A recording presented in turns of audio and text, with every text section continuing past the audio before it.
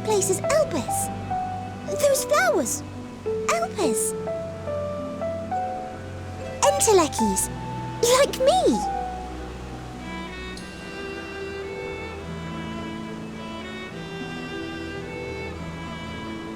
They are a product of Elpis, and so named for their birthplace. A happy accident, born of the hands of a former researcher who loved beautiful blossoms.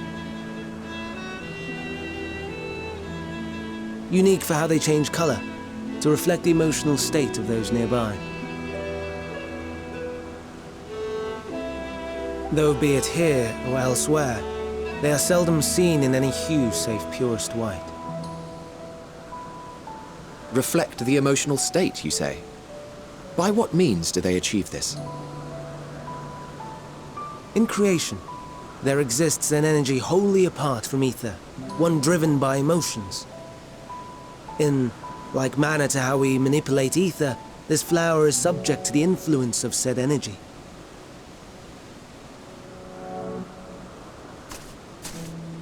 While it has no will of its own, it is sensitive to the prevailing emotion in the vicinity, and reacts by altering its color and vibrancy.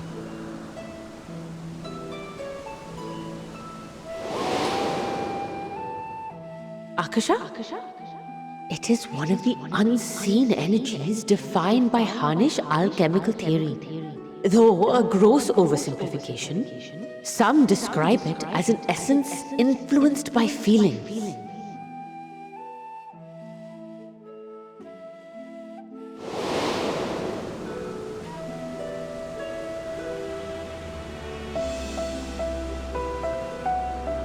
Akasha. Though I'm not familiar with the term, your description suggests it is the self-same energy. Dynamis, we call it. And those entities like the Elpis flower that have the ability to interact with this energy, converting emotions into tangible phenomena, are Enteleckies. That's me! That's me! An Entelecki! That you are, my dear. And no ordinary one at that, but the first possessed of free will.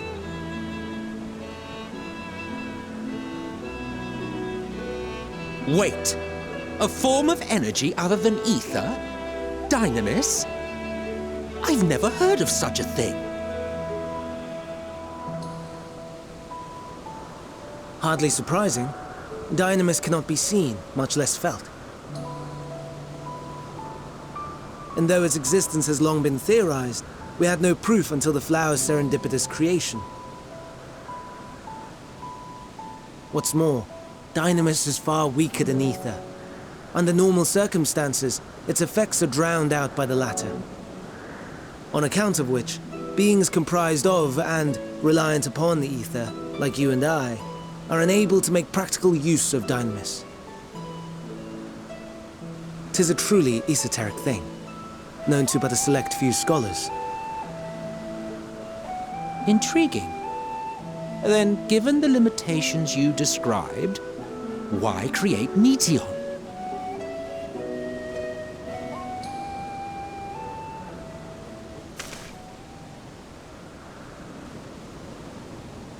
Our star, Aetheris, is especially rich in ether, so much so that its name is derived from it. However, when we consider all energy in existence here and in the vast space beyond, Dynamis may account for as much as 68.3%. The more abundant form by far. Were we able to control it, we could open the door to limitless possibilities. 'Tis not unlike a gently flowing stream, unable to break through the dam of ether barring its path. But if we could imbue the stream with the vigor of a raging river...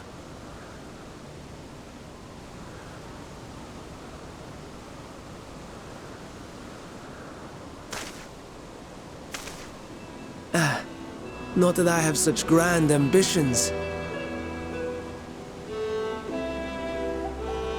Nay, I merely wished to create a being that could traverse the great expanse.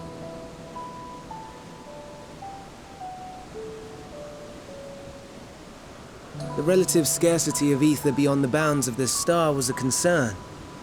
And so, I looked to another source of energy by necessity.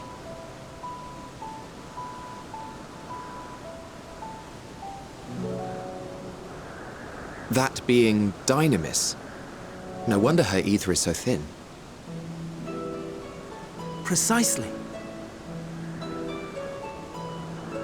Yours is thin too.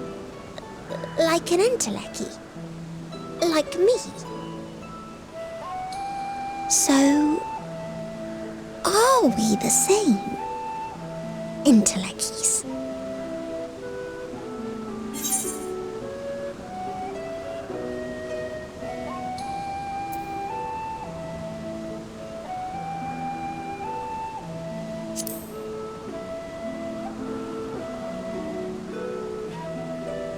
That sounds more akin to the desperate flailings of a wild beast when facing imminent death. A deficit of ether alone does not an entelechy make. It would, however, make it easier for you to interact with Dynamis. And limited though its influence may be, this quality could prove the difference between victory and defeat. You'd do well not to underestimate it.